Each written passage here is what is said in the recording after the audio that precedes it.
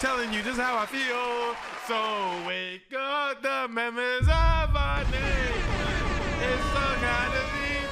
There's no chance unless you take one and decide to see the brighter side of.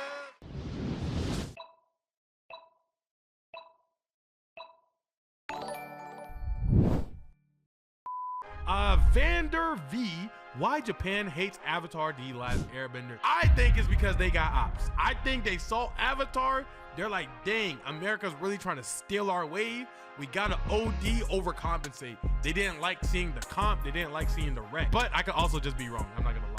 He says, I use an AI voice in this video because I am not a native speaker. Okay, talk to me, Genki. Japan hates Avatar, The Last Airbender, and I'm not exaggerating. Scroll through Japanese Twitter, and you'll find plenty of people criticizing the show or saying they hate it. But why is that? Why does it matter? And what does it reveal about Japanese society? Your first thought might be that they don't like Western animation, but that's not true. Shows like King of the Hill are pretty popular there. There's even a debate over there about they which- like King of the Hill over there? I'm not gonna lie, we don't even like King of the Hill over here. We don't even like King of the Hill over here. How they like it over there, that's crazy. Is the superior way to watch the series, sub or dub. And if you bring up things like Pixar or Minions movies. Yeah, I know you guys actually like it. We actually have had this debate before in chat. I know there's a portion of you guys who do like King of the Hill, and I'm ignoring you.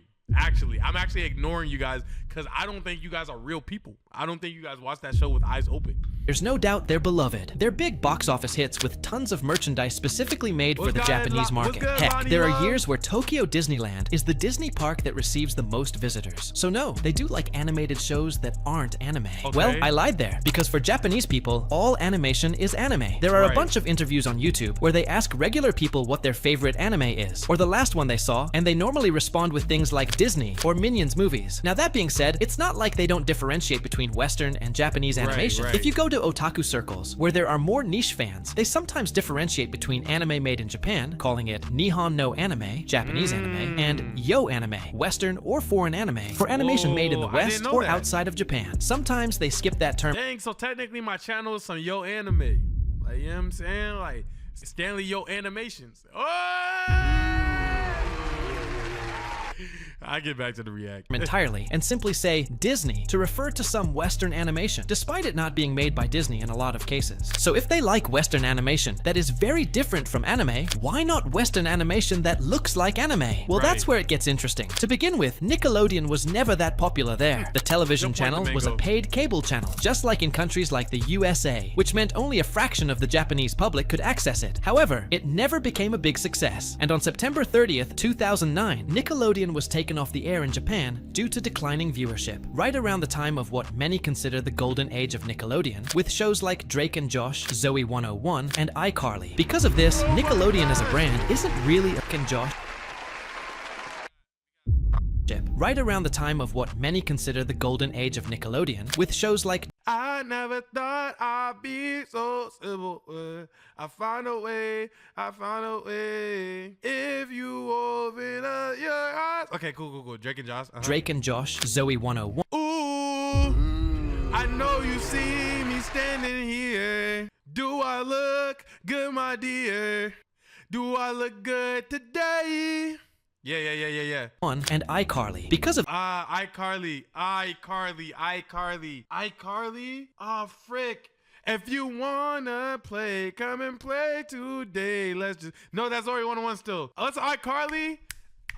What's iCarly? I know you see me. No. That's Zoe. What's iCarly? No, iCarly. I'm gonna feel so dumb. Somebody just gave me like the first like 3 words. What was iCarly? Is it I Know You See Me Standing Here? Is that not Zoe 101? What's Zoe 101? Ooh, I know you. Oh, I'm being so stupid. Wait, no, yeah. I know. Oh, I know you see somehow it's supposed to be and be so wonderful. Live life, breathe air. I know, so how we're gonna get there. It feels so wonderful. Yeah. It's all for real. I'm telling you just how I feel. So wake up the memories of our name. It's so kind of deep. There's no chance unless you take one and decide to see the brighter side of every situation.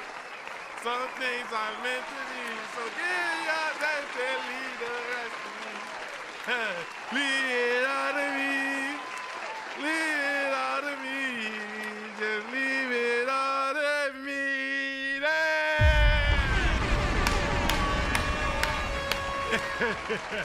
W chat, thank you for helping me. Thank you for helping me. This, Nickelodeon as a brand isn't really a brand in Japan, especially for animation. Japan is the country that produces the most animation annually, surpassing countries like the United States by a great margin, so the competition there is tough. To give you an idea, Disney had to close its animation studio there in the 2000s. Of course, that had a lot to do with the shift in Disney's strategy, but it also goes to show how competitive the market is there. Even a juggernaut like Disney, in the department of animation and children's entertainment, didn't make enough money to justify maintaining a studio there. For Avatar, this means that the boost that a brand like Nickelodeon could provide in the West didn't help much in Japan. But that's not all. There are a bunch of shows that are successful in Japan, despite being by unknown companies or creators. You have Ruby, for example, which started as an indie animation by an unknown staff, but ended up being quite a hit in Japan, even having its own merchandise for the Japanese market and an official dub. So why did Ruby's success did not replicate with Avatar? Well, first, we need to understand how the typical Western hero is different from the typical Japanese hero. I talk about this more in detail. Whoa, it's a story thing.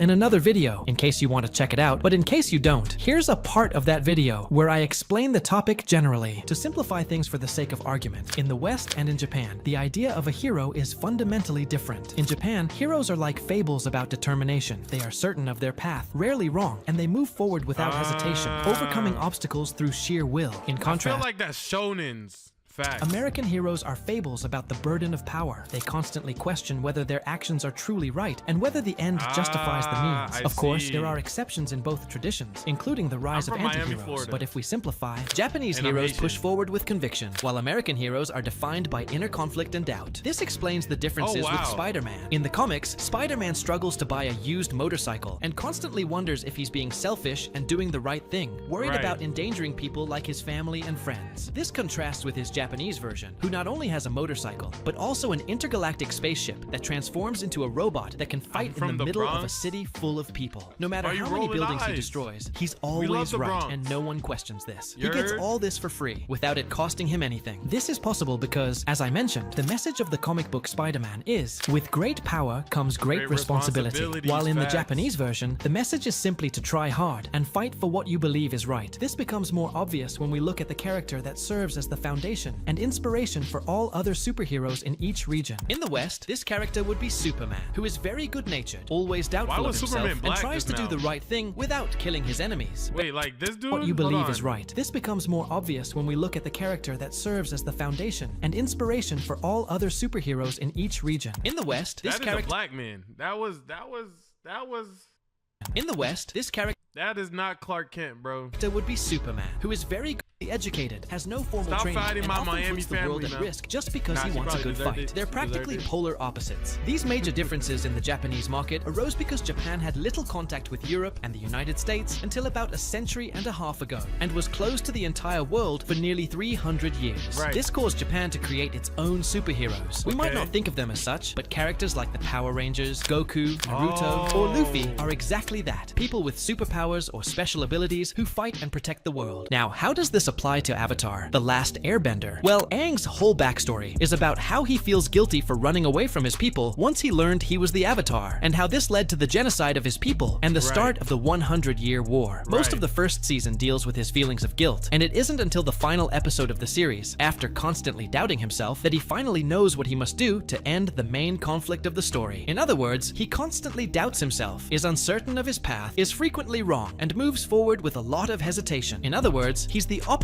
of the typical Japanese hero. You just have to compare him to someone like Edward from Full Metal Alchemist, who has a similar kind of backstory, at least in concept. Let me explain. After he and his brother— Oh, I'm sorry. I haven't watched Full Metal Alchemist, and I really want to. I have to skip this part. Actually, no, I don't. I am just gonna put my headphones down.